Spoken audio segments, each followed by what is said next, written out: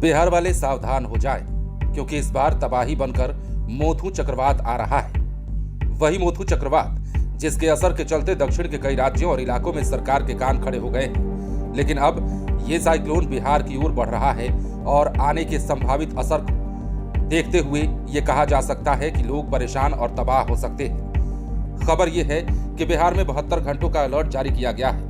इन 3 दिनों में इस चक्रवात का असर कई जिलों में हो सकता है और तेज आंधी तूफान की शक्ल में जोर जोर से हवाएं चल सकती हैं। कुल मिलाकर अगर बात करें तो बिहार में छठ के बाद मौसम का मिजाज बदलने वाला है।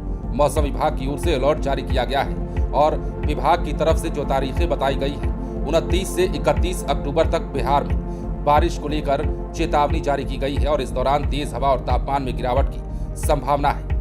एक बार फिर मौसम बदलेगा और विभाग ने जो बताया है 29 अक्टूबर से 31 अक्टूबर तक बिहार के अलग अलग जिलों में बारिश के साथ तेज हवा चलने की चेतावनी है। इस दौरान बिजली चमकने और ठनका गिरने की संभावना है। विभाग के मुताबिक बिहार में चक्रवाती तूफान का अच्छा खासा असर दिख सकता है।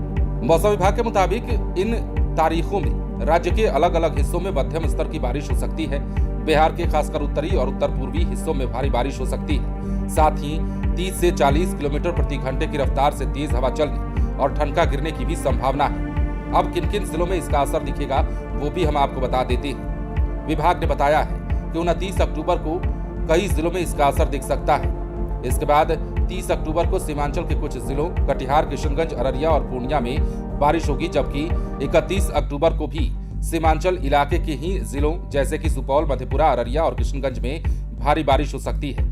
इस दौरान 30 से 40 किलोमीटर प्रति घंटे की रफ्तार से हवा चलेगी और बादल गरजने को लेकर भी अलर्ट है। बिहार में मौसम बिगड़ने की वजह विभाग की तरफ से बताया गया है। 24 अक्टूबर को दक्षिण पूर्व बंगाल की खाड़ी और दक्षिण अंडमान सागर के ऊपर निम्न दाब क्षेत्र बन गया है। ये तेजी से इसके पश्चिम, उत्तर और पश्चिम दिशा में आगे बढ़ने के प्रयास में था और ये प्रयास इस तूफान का सफल भी हुआ है।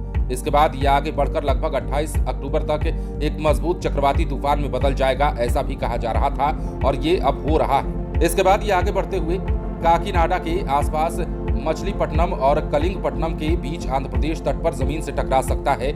ऐसी स्थिति में इस तूफान का असर बिहार में भी देखा जा सकेगा।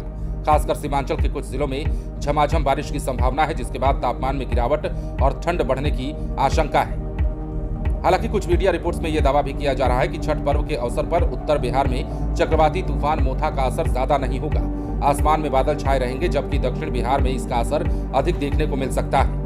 छठ की सुबह कई क्षेत्रों में कुहासा छाने की संभावना है। साथ ही कुछ स्थानों पर बादल भी दिखाई दे सकते हैं। मौसम वैज्ञानिक बताते हैं कि चक्रवात के प्रभाव से उत्तर बिहार में तापमान में वृद्धि हो रही है। मोथा तूफान के कारण आसमान में बादल छाए रहेंगे, लेकिन बारिश या तेज हवा की संभावना नहीं है। पर कुछ इलाके ऐसे हैं जिन इलाकों में इसका अच्छा खासा असर दिख सकता है और ये असर ऐसा हो सकता है जिससे फसलों को नुकसान होगा, किसानों की बर्बादी होगी और कई लोग इसकी चपेट में आ सकते हैं, क्योंकि ठनका गिरने की भी चेतावनी जारी कर दी गई है। बने रहें लाइव सिटीज के साथ।